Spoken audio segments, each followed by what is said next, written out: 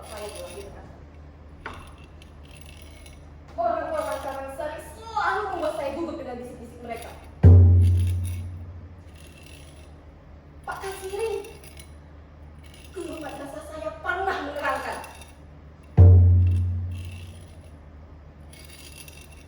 Pembunuhan para jenderal itu dilakukan oleh sekelompok orang yang sangat kecil. Gabung dalam organisasi PKI. PKI itu benar-benar biadab. Untuk itu dihapus dan dilarang berkembang lagi. Seluruh antek PKI dihukum. Bapak isi semua dari PKI. Dibilangnya juga percaya. Bapak isi semua itu pernah diciduk sama tentara. Makanya kamu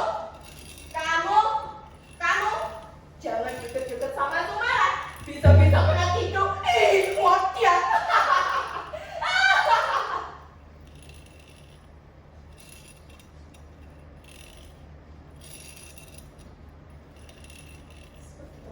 Selamat ayo panas. Rasanya hatiku ngilu sekali.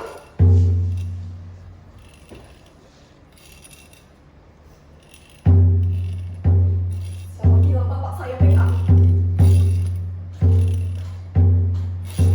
Siapa bilang Suliman PKI? Bapak saya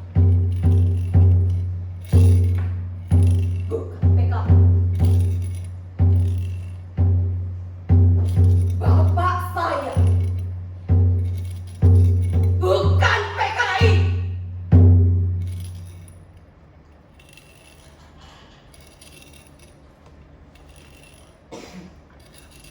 Dengar kata Simbo.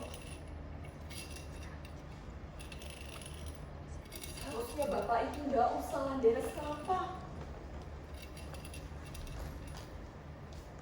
Nggak usah lah ngusir Andong. Nggak usah nyetok gula bikin Wasto. Lihat akibatnya.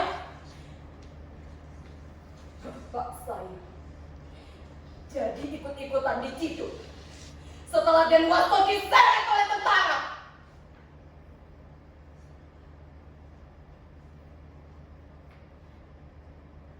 Pak Hakim, kalau memang benar-benar bapak saya bersalah, lantas apa iya? Saya, Simbah dan Simbo harus menanggung dosa itu selamanya.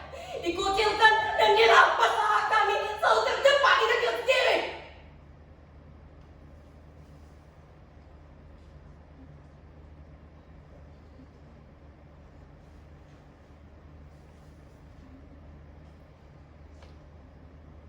Suatu hari,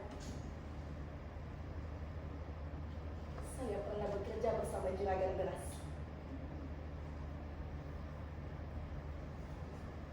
Bucurwati namanya.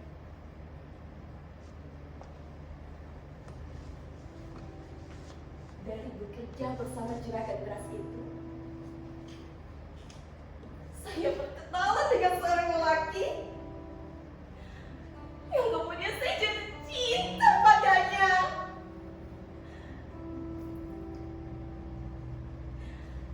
Namanya Mas Edi. Dia seorang tentara. Cinta saya semakin bersemi. Manakala saya tahu Mas Edi juga menaruh hati pada saya. Rasanya hati saya melambung tinggi sekali.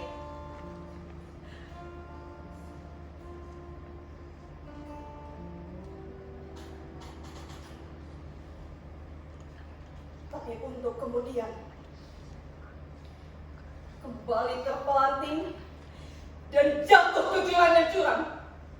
Saya tidak bisa meneruskan hubungan cinta saya dengan Mas Edi. Saya tidak bisa bisa membuktikan impian saya untuk menjadi istrinya. Mas Edi muncul teratur setelah mengetahui sejarah keluarga saya. Sebagai tentara, haram jajah hukumnya jika memiliki istri seperti saya. Lagi-lagi,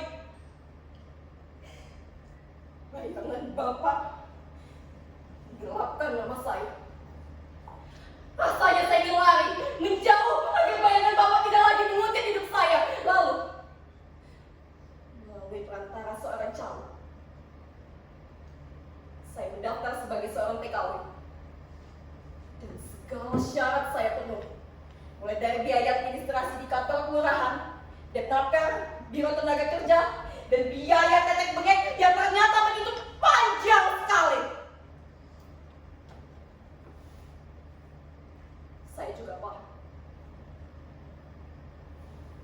bagaimana menyelipkan lembar-lembar uang agar segalanya jadi lebih cepat beres.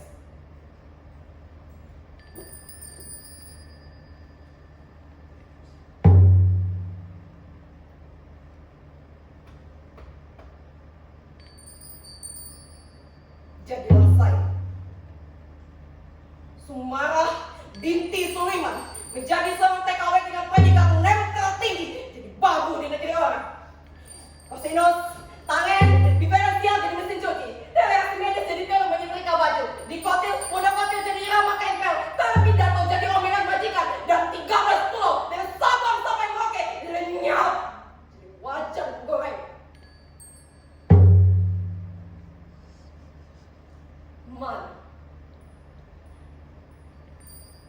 Mana harum melati, minyak, biji besi, nikel, mana cerita Pak Kasirin, guru madrasah saya tentang pribadi bangsa Indonesia yang adiluhung, ramah tamah, kekerabatan, gotong royong. Ternyata segalanya membutuhkan uang. Ternyata semua butuh uang.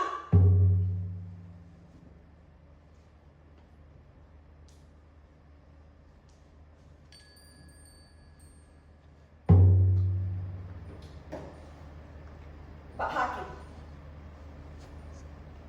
saya pikir ingin menjadi seorang TKW hidup saya akan berubah. Saya pikir saya bisa metamorfosa dari ulat menjadi kupu-kupu yang sangat indah.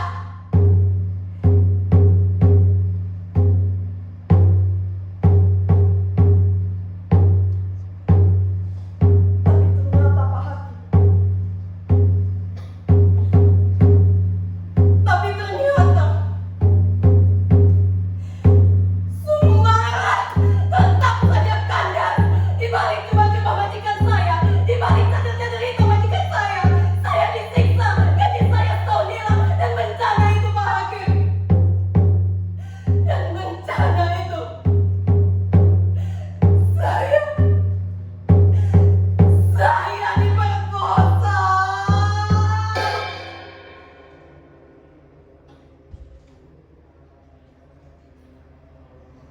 Seperti budak yang halal dibinatangkan.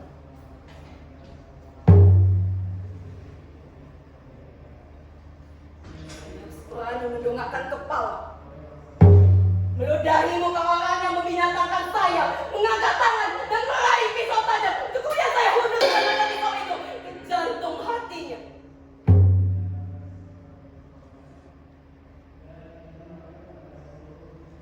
Majikan itu Pak Hakim, saya bunuh.